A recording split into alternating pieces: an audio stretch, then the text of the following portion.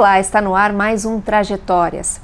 No programa de hoje, nós recebemos o jornalista, colunista político e cidadão honorário de Porto Alegre, Fernando Albrecht. Fernando, muito obrigada, bem-vindo ao Trajetórias, obrigada pela presença aqui. Obrigado eu. Contente de estar aqui na TV Câmara, afinal de contas é um veículo também de comunicação como todos os outros. Tá certo, é verdade. Queria começar pelo recebimento do título de cidadão honorário, que foi indicado pelo vereador Bernardino Vendrúsculo, do PROS, e pelo que eu li, fiquei sabendo da sua declaração, havia uma condição sua para receber esse título. Verdade. Na verdade, eram duas condições. A primeira era que eu pedi para o vereador Bernardino, que eu relutei um pouco, porque isso às vezes pode gerar, eu sempre separei as coisas, né? Eu fiz duas coisas. Primeiro, que fosse apoio unânime das bancadas, né? O que aconteceu. Segundo, que o vereador Bernardino, eu não aceitaria se ele concorresse à reeleição, né? Como ele disse, não, eu não vou concorrer, então tudo bem. Então essa foram as duas condições estabelecidas, né? E é sempre gratificante, é claro, né? Esse título, né? E o próprio Bernardino, no seu discurso, disse, mesmo eu sendo proponente, ele não me poupa das críticas, né, que faz. Eu acho que por aí não dá para misturar as coisas. É o papel do colunista político, né? Eu sou mais do que colunista político, na realidade, né? Eu sou clínico geral, né? Então eu posso abordar qualquer tema, porque isso só a experiência, né, vai dando. Tu toca os 7 instrumentos e, ao contrário da Lena, tu é obrigado a tocá-los pelo menos razoavelmente bem, né? Então, e até porque eu já passei por todas as editorias, com exceção de esporte, né? Mas já fui produzir programas de televisão, talk show, na época não era esse nome.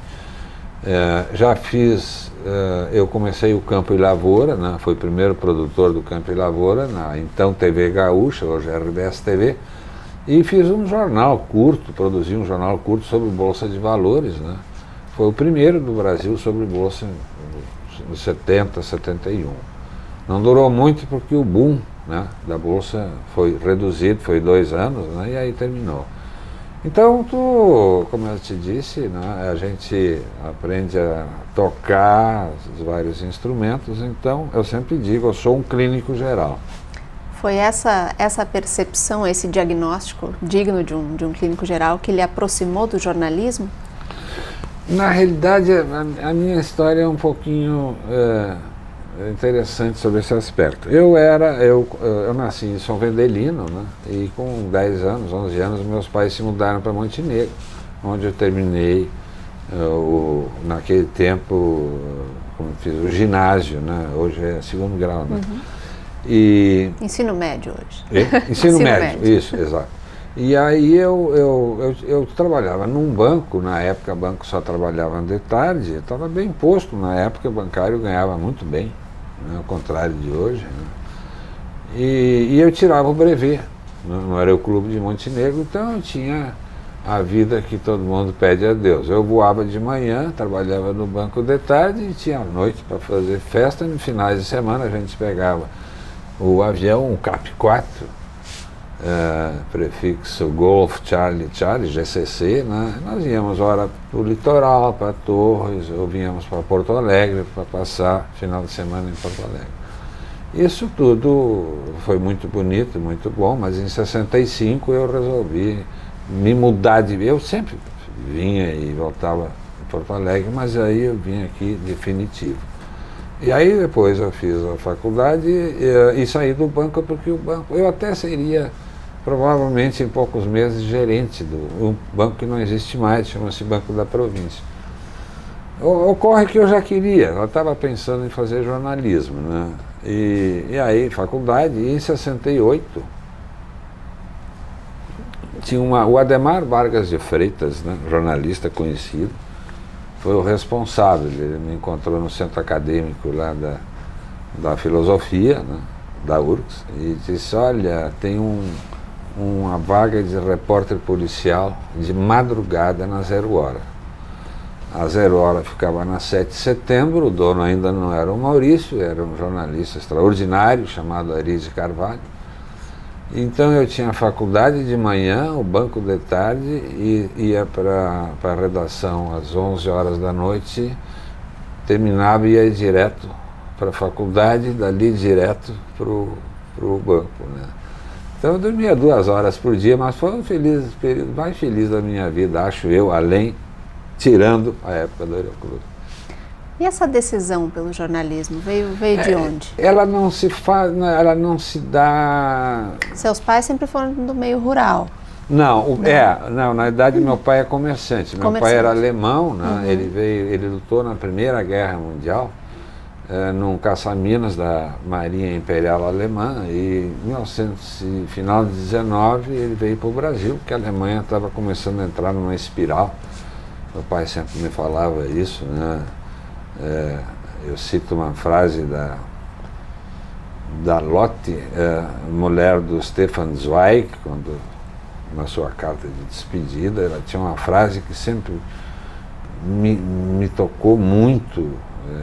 Ela escreveu assim: como eram tristes aqueles dias.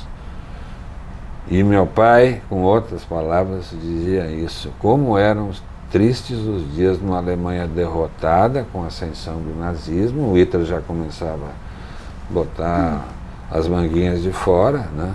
E meu pai então veio para Porto Alegre, depois São Vendelino. Ele era comerciante, né? E minha mãe é neta de alemães, né? Essa decisão de tu ir para um emprego para o outro, ela não se dá de repente. E no meu caso eu alternava jornalismo com outras profissões. Eu fui executivo depois disso, trabalhei em 4 agências de publicidade, mas sempre algo relacionado com o jornalismo, se fosse na planejamento inclusive, né? É que numa época que é difícil a gente hoje, vocês entenderem que na época era um pleno emprego, e para quem fosse versátil, que era o meu caso, eu acordava de manhã, hoje enchi de ser publicitário, vou voltar para o jornalismo. Hoje eu enchi do jornalismo, vou voltar a ser publicitário. Enchi dos dois e ia ser executivo, né? Então, mas sempre algo a ver com, basicamente, a espinha dorsal da minha vida é o jornalismo. É uma profissão que eu gosto, até porque ela tem... todo mundo diz que eu fui um bom publicitário, mas eu não me sentia muito à vontade, do outro lado do balcão, né? E ali eu fui, me permite, né? Claro. Eu fui até ator de comercial, né? Outro dia fiz 4 ou 5 comerciais, né?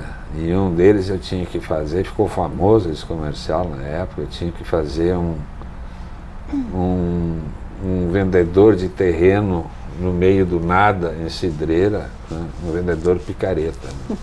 E por acaso, porque eu cheguei na Publivar, a agência que eu trabalhava, que na época fez uma campanha para eleger um deputado federal, e eu era encarregado das relações dele com a imprensa, e faltou o ator, ficou doente, e lá se viu o seu Fernando, de repente, olha, vai ter que ser tu. Bem, vamos encarar.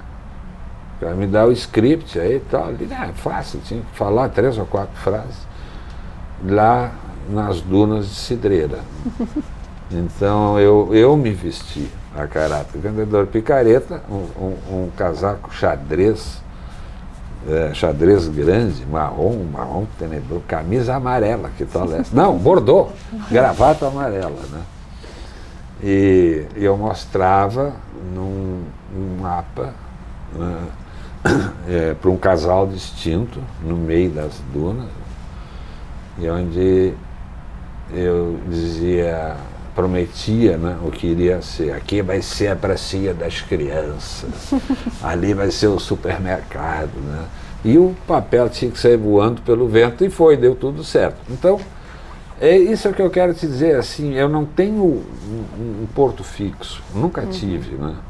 E até acho, assim, que tu tens que nunca pensar em parar, porque eu cristalizei a opinião que o pijama é o caminho mais curto para São Miguel.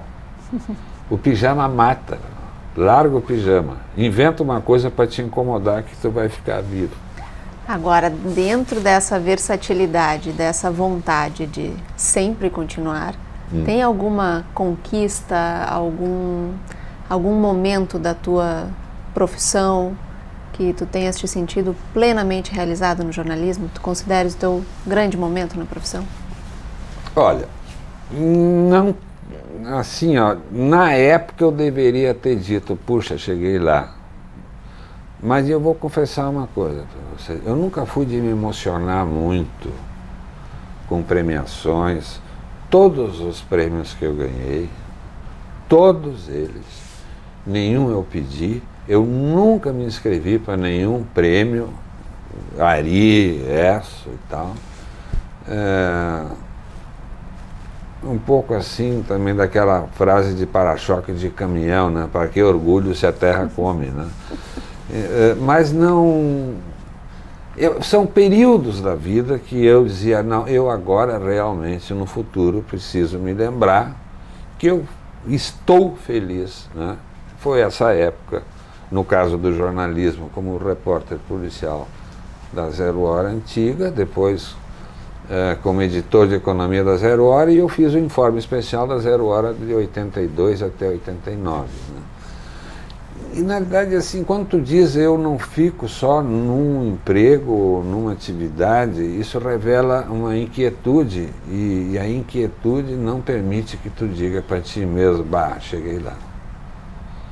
Então, não devo ter, eu pelo menos não recordo de ter dito, olha, agora eu cheguei lá. Mas é também uma motivação para todo dia fazer a roda girar, né? Exatamente, é por isso que eu falo no pijama. Tu és colunista hoje do Jornal do Comércio, tens o teu blog também. Sim, Fernando, posso fazer propaganda? Pode. fernandoalbrecht.blog.br.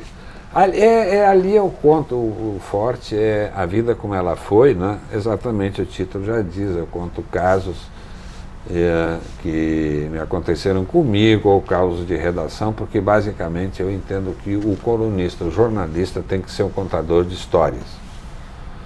Tudo tem uma história, início, meio e fim. Tudo. Mesmo um tema, por mais árido que seja, é uma história. E nós desaprendemos de contar a história. Até como é que a empresa gigante conseguiu reduzir os custos com financeiros, com o IOF, por exemplo, ou com a antiga CPF, tem uma história. E é uma das críticas que eu faço hoje para a nossa profissão. O repórter tem que reportar. Ou como se dizia, né? Repórter reporteia. Né? Eu vejo hoje que há muita mistura de sentimento pessoal ou de opinião.